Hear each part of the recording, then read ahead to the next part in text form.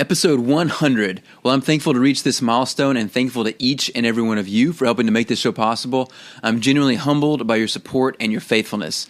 In honor of episode 100, I'm sharing a recording I did with David Stein from the podcast Money for the Rest of Us. The show was originally recorded live from the TradeKing podcasting station at a financial conference called FinCon that we attended a few weeks ago in San Diego. While there, we were given the opportunity to share or record a show together, and we decided to discuss some of our biggest investing lessons learned in 2016, and I hope you enjoy the conversation as much as I did. Welcome to Invest in the Family Radio, a podcast about learning to invest. My name is Brian Bain, and I'm your host. At Invest in the Family Radio, we believe that every dollar and minute we spend is an investment in something, and together, we're going to make the best investments that we can, so thank you so much for joining us. Remember, our goal is to help you learn to invest. That's financially and in all of life. You can always find more at investinthefamily.com and subscribe to the podcast at iTunes, Stitcher, or the Google Play Store.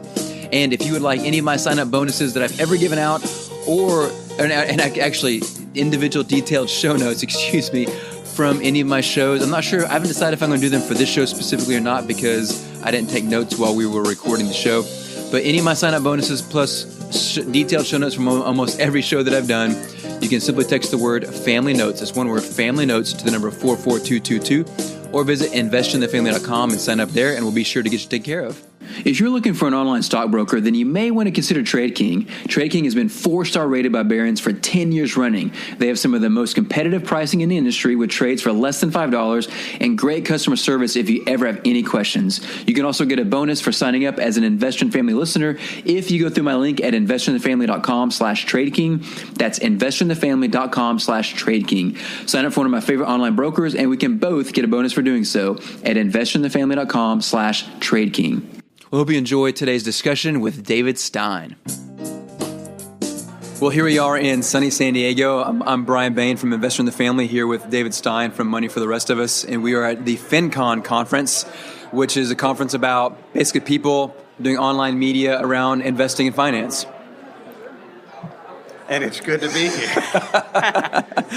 It's a very casual conference and a very casual podcast, and I'm really glad to be here with David doing the show. And I've had a great time so far. How about you? Oh, it's been super. Learned a lot. You get to meet. It's fun just to hang out with other podcasters and other bloggers. And what's fascinating about it is, in my prior career as a professional investment manager, you didn't really hang out with your competitors. It was not. I mean, you would see them occasionally, but this is much more collegial in terms of, especially because it's new media in finance, and so everybody's still trying to figure it out. And so it's fun just to hang out with friends and get support and learn what they're doing and go from there. Absolutely.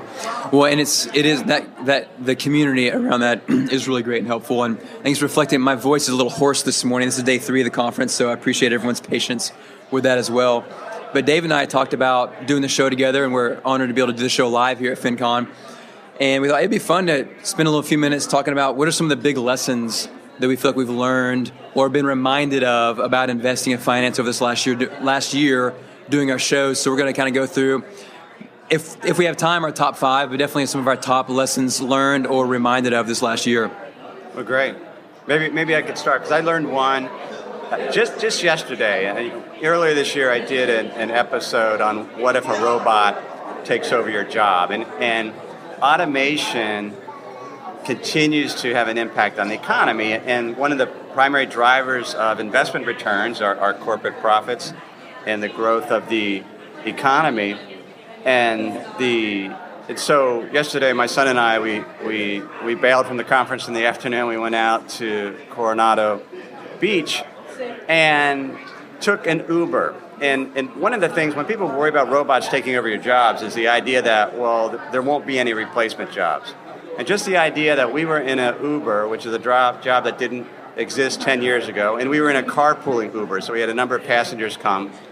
Well, the one guy that came, he was so excited because his job is a scare actor, and he works at a haunted hotel. This is it was like his first day, and this is a professional scare actor. He's done this for 5 years.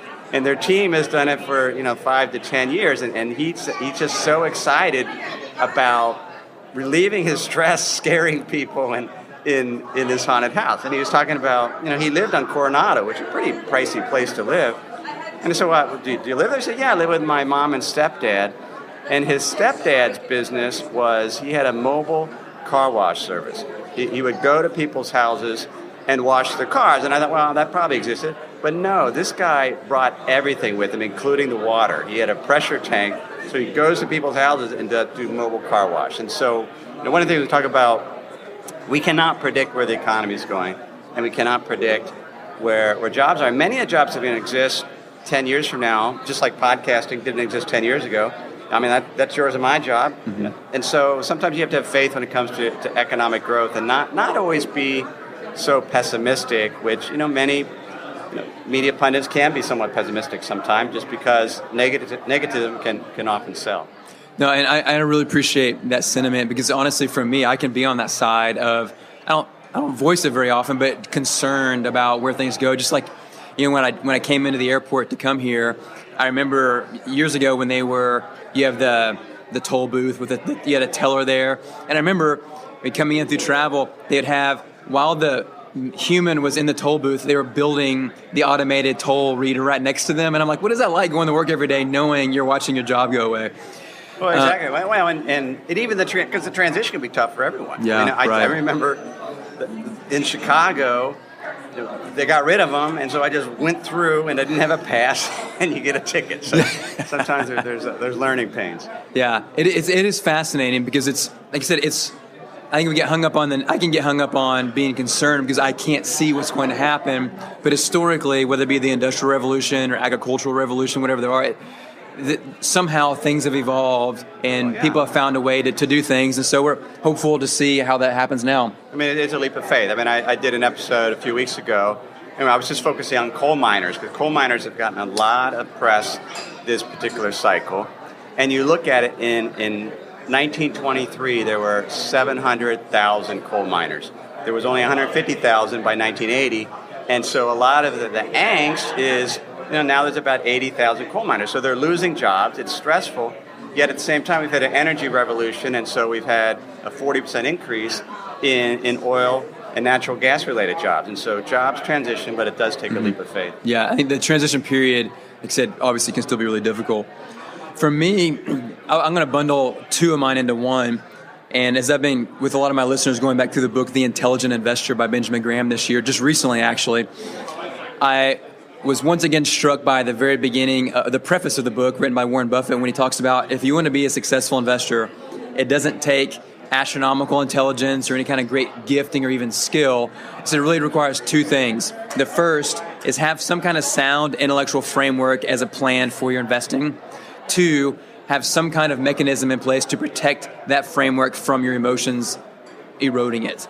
And it's such a very simple concept, but I feel like I've seen that time and time again for myself, my listeners and readers and audience, and just very thankful for that reminder this year. Well, and I think it's an important concept. You see it in the very, very skilled professional money managers, the hedge fund managers. As I've interviewed hundreds of managers over the years in my prior career, and one of our standard questions is, what is your sell discipline?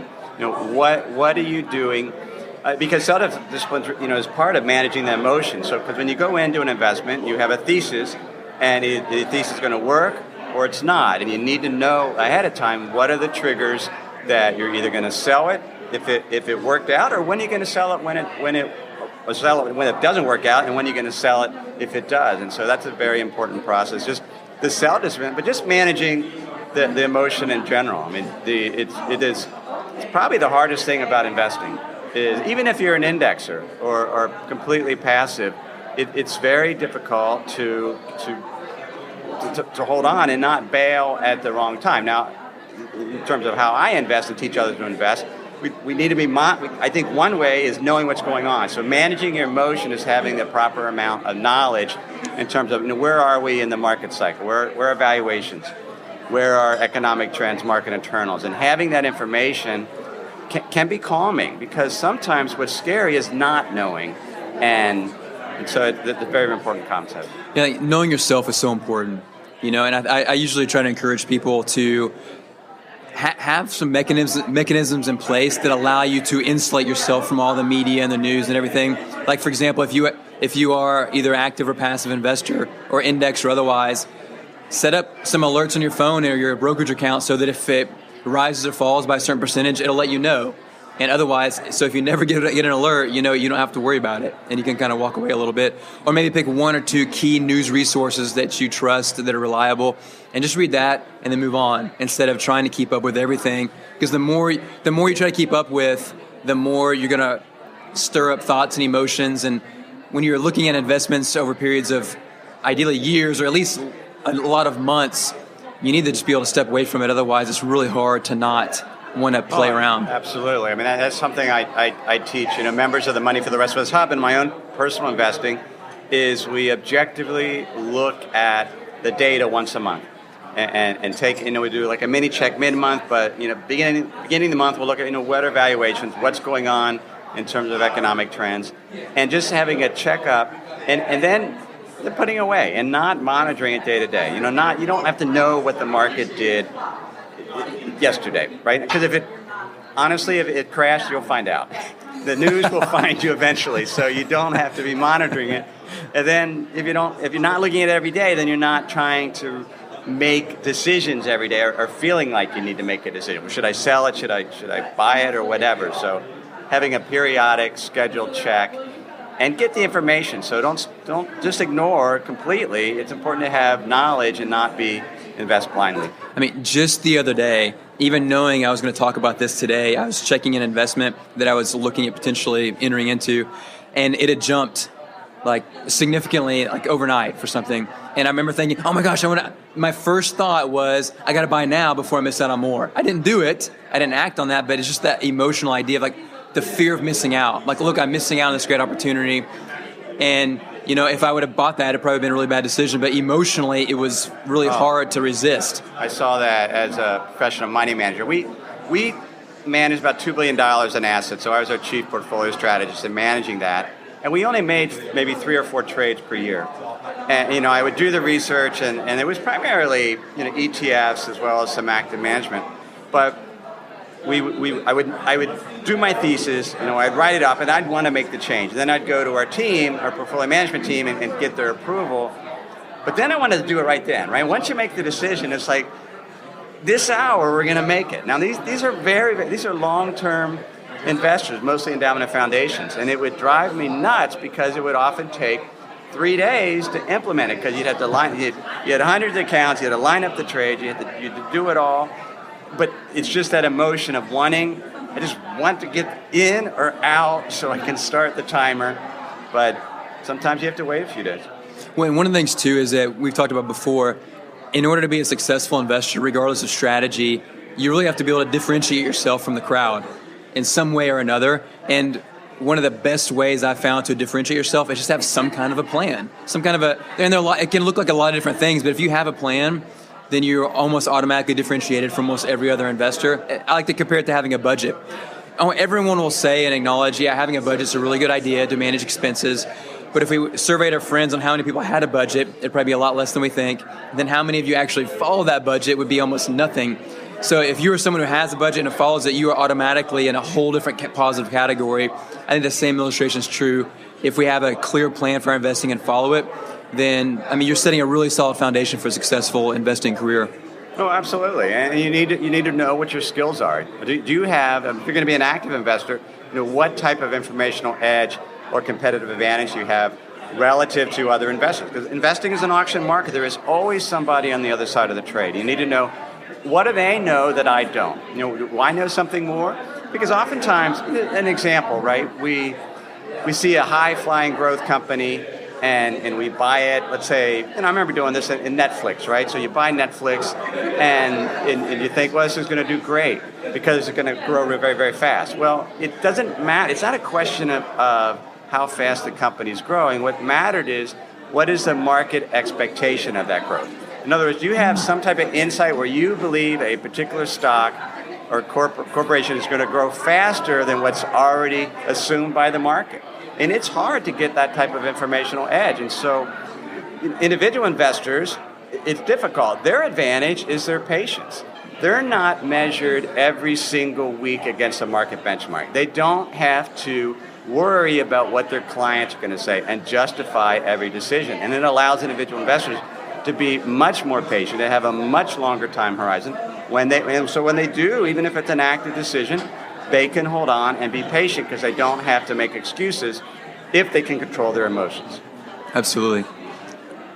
So one of the things that we've been exploring this year on Money for the Rest of Us is just, the question is, well, what would happen if more and more people index? So we have, generally the S&P 500 U.S. large company stocks, about 7% is indexed. And then if you count those that are sort of what are known as closet indexers, they might hold a particular stock, not because they have any type of insight, they just don't want to be underweight relative to the benchmark. It's still, probably 10, 12%. But we've looked at, what is it that happens if more and more people index? Because, and I just answered this question yesterday for a member of my site, because they wanted to know, how do bond ETFs work? Because intuitively you think, well, I know how bond ETFs work. But her question was, do they hold bonds? And they do hold bonds. An ETF will actually hold bonds, but the price of the ETF can always differ from the value on the underlying holdings. And in order to keep that discount or premium narrow, there is a lot of trading around the ETF and the underlying holdings. And so an example, the SPDR ETF has about a 3,000% turnover every year. So you have a lot of non-fundamental traders trading ETFs and underlying holding. You have all this activity that has nothing to do with any type of fundamental view of what's going on with the stock. And as a result, you're starting to see patterns of increased volatility and stocks trading more in line with each other. They're not differentiated. And flash crashes, all because more and more people are indexing. And the takeaway is just kind of monitor these trends. Most of my portfolio is still passive, at least on the equity side. But it's fascinating to me that what is considered the best way to invest by many investors, to buy and hold passive investing, as more and more people do it, then you start to get issues such as more herd behavior, more volatility, and less diversification. If the stocks are moving more in tandem, then you're not as diversified as you were before. When you're describing that high turnover around the ETFs, is that the turnover where just like, for example, traders of the market, like, for example, buying and selling SPY, or is that trading going on around fund ETF managers trying to make sure the ETF is matching the S&P? It's both, but okay. Authorized participants. So these are, and we were one at my old firm. We were an authorized participant, so we could buy the underlying share or the underlying holdings of an ETF and trade it with the ETF sponsor for the actual ETF. And so, or conversely, we could buy the ETF and trade it for the underlying basket of securities. And the reason why you have all this activity is because if there's a differential, then these authorized participants can make the spread. If the price of the underlying basket doesn't match up with the price of the ETF, then they can make basically a risk-free profit. And so you have a lot of trading just related to that. And it's very important trading because otherwise ETFs would be like closed-end funds. They can sell at 20, 25% discount the net asset value because there's not a mechanism to close that gap. It's fascinating. For me, it's just another reminder of why it's so important to understand what you're investing in. Not in any way that ETFs, because ETFs seems like a pretty obvious investment, and for the most part it is, and that's all we really need to know. But understanding what you're really buying and what's going on behind the scenes, even if it doesn't change what you're doing, it's just helpful to have that confidence and know what's actually going on there. Right. Another thing that I been thinking a lot about has been the spectrum. In terms, I think of it as the investing spectrum. On one end, you go to an extreme and say people who don't invest at all, but just say fully passive investing, whatever, like funds of funds and things like that. Then the other end, you have like an entrepreneur. And so what helps me with thinking about that is, on the one hand, with the entrepreneur, you've got someone who is all in. They probably have a good majority, if not all, of their personal capital invested in that company. They also have, to the degree that a human can, full knowledge of what's going on with that company and expectation. And so they're willing to take that huge risk because of their knowledge, their expectation, they believe in themselves and everything, and their product. The other end, you've got the passive investor where you have really no insider information. You don't have any edge like you've described. And so you realize my biggest advantage is to be fully diversified and trust the market's efficiency and different dynamics like that. And obviously there's a whole spectrum in between there. And understanding that spectrum and being honest about where we are and what advantages we do and don't have, what our limitations are, and just making really smart decisions about how we build our portfolios, how diversified we want to be and why. What's the biggest position size you're going to have and why, and how are you justifying that?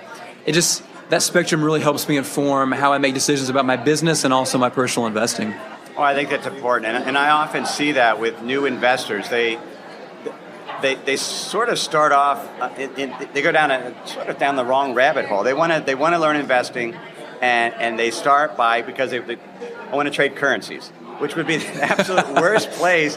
And I've had webinars where I remember getting that question. Well, how do I trade currencies? And never invested before.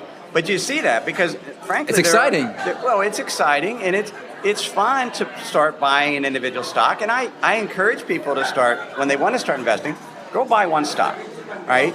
Open an account for $50 or $200 and try it out just so you can start feeling what's the emotion of investing feels like. What does it feel? Because I remember buying my first stock, and every day, I get down and I want to watch the market report at the end of the day to see if my one stock, Novell, went up or down, and I monitored it.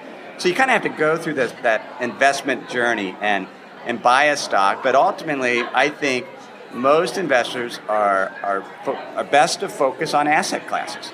That's what big institutional endowment and foundation, you look at the Harvard or the Yales, they are asset class focused, and they're putting together portfolios, and that's what we as investors are managing. We're managing portfolios. We're not managing one-off investments. It's how do they work together. Well, and probably one of my favorite individual investors who's a value investor that I followed for years at Value Stock Guide, he very traditional value investing, has a very successful track record. Who is this? His name is Shailesh Kumar from Value Stock Guide. I mean, he's someone who, I haven't heard of him widely, but I've been following him for a number of years, and I mean, he's good at what he does. But even he, again, knows where he is in that spectrum, and he's like, I will only buy one stock from any one asset class.